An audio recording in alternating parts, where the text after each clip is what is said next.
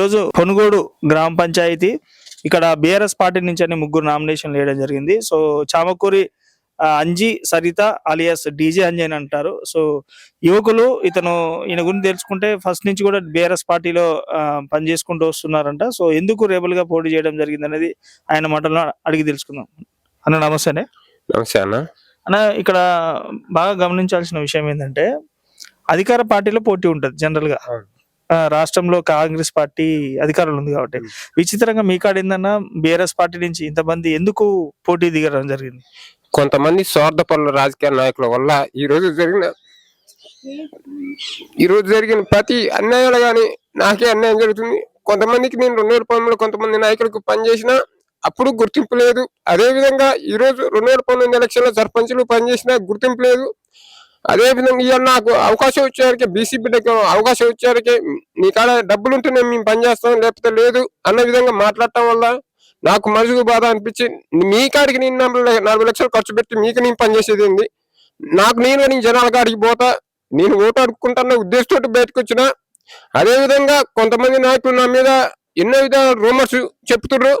నేను ఎవరి దగ్గర డబ్బులు ఆశించాను, అదే విధంగా ప్రజలకు సేవ చేయాలనే సిద్ధాంతంతో నేను జనాలకు పోయినా, ఎక్కడ కానీ ఏ విధంగా అన్యాయం చేయకుండా ప్రజల మధ్య నేను ఉండాలనే సిద్ధాంతంతో ఈ రోజు జనాలకు పోతున్నా. ఇలా జరిగిన అన్యాయం నాకు ఒక్కరికి తప్ప ఎవరికి లేదు. వీళ్ళ స్వార్థ రాజకీయాల కోసం, వీళ్ళ స్వలాభాల కోసం ఎన్నో విధాలుగా ఇబ్బంది పెట్టినా అదే విధంగా ఉన్నా. ఇవాళ ఎవరు కానీ నా దగ్గర ఇప్పుడు పోయిన జనాల దగ్గర అంజి నీకు ఆదరిస్తాం, ప్రజలంతా ఆదరిస్తున్నారు, కానీ నాయకులు సపోర్ట్ లేక ఇవాళ నేను ఒక ఒంటరిగా నిలిపోయినా. సో అన్న, ఎట్లా ఉంది మరి ఇప్పుడు చూసుకున్నట్లయితే ప్రజల నుంచి మీకు ఎలాంటి స్పందన వచ్చిందని? ఎన్ని రోజులు ప్రచారం చేశారు కదా, ఏమంటున్నారు ప్రజలు మిమ్మల్ని? ప్రజలందరూ నా పక్షాన ఊర్రు, ప్రతి ఒక్కరు అంజి నీకే ఓటేస్తాం, ఒక పేదలను గెలిపిస్తామన్న ఉద్దేశంతో ఉన్నారు. నేను ప్రజలకు గాని న్యాయం చేద్దామన్న ఉద్దేశంతో నేనున్నా. ఎక్కడ గాని గ్రామ పంచాయతీ నిధులు దుర్వినియోగపరచకుండా కొనుగోలు ప్రజలకే చెందాలనే ఉద్దేశంతో నేను రాజకీయం చేస్తున్నా. ఈ అవినీతి రాజకీయం చేయకుండా డబ్బు పెట్టి ఓట్లను కొని నేను అభివృద్ధి అంటే చేయలేను, ప్రజల కోసమే పనిచేయాలని సిద్ధాంతంతో నేను బయటకు వెళ్ళినా.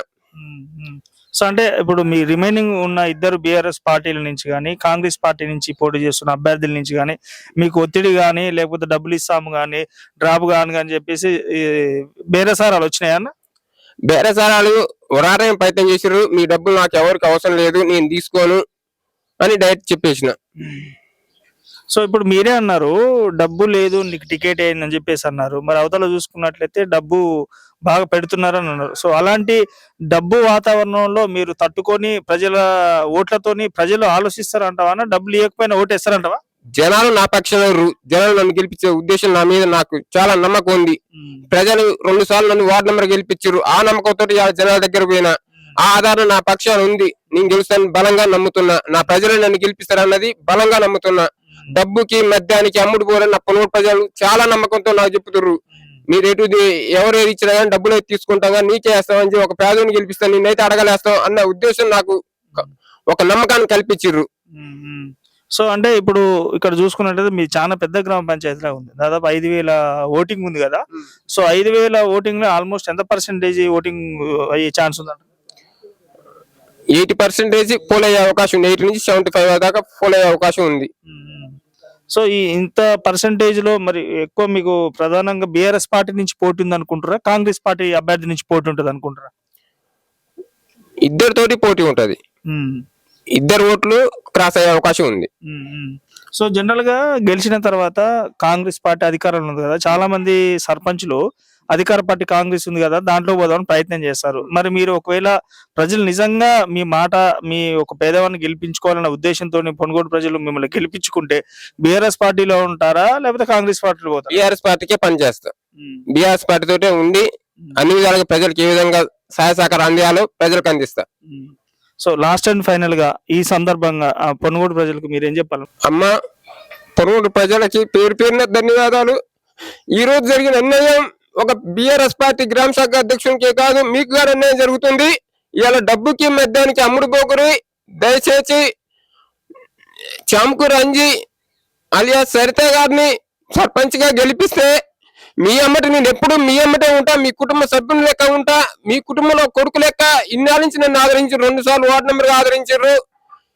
ఈ ఈ ఒక్క అవకాశం నాకు ఇచ్చి నన్ను గెలిపించుకుంటే పొనుగోట్ల అవినీతి లేని పొనుగోని చూద్దాం. మీరందరూ సహాయ సహకారం నాకు అందిస్తారని బలంగా నమ్ముతున్నా. నన్ను ఒకసారి ఆదరించురి. మీకోసం వెళ్ళ మీ కొడుకులా పనిచేస్తా. ఇది ఒక్కసారి కత్తెర గుర్తుకు ఓటేసి నన్ను గెలిపించుకోరి. మీ కుటుంబ సభ్యుని లెక్క ఉంటా. నన్ను గల్లాబట్టి ఒక అవినీతి ఎక్కడన్నా జరిగిందంటే తక్షణమే గల్లాబట్టి అడుగురి. అదే ఏమన్నా అవినీతి జరిగినట్టే తక్షణమే రాజీనామా చేసి నా పదవికి రాజీనామా చేసి నేను బయటకు వెళ్ళిపోతా. మీరు ఎవరు అడిగినా గానీ ఒకసారి అవినీతికి వేయకుండా నిజాయితీ పైన కోటేసి గెలిపించుకోరమ్మా. ఇది ఒకసారి ఆదరించురి. ఓకే అన్న. చూసుకున్నట్లయితే నిజంగా మీకు జరిగిన చాలా అన్యాయం కూడా అనుకోవచ్చు. సో ఎనివే నిజంగా ప్రజలు కనుక మీ బాధను అర్థం చేసుకుని ప్రజలు మీ వైపు డబ్బు తీసుకున్నా సరే ఒక పేదవానికి సపోర్ట్ చేద్దాం అన్న ఉద్దేశంతో ఒకళ్ళు మిమ్మల్ని గెలిపించాలని నేను కోరుకుంటున్నాను. ఆల్ ద బెస్ట్ అన్న.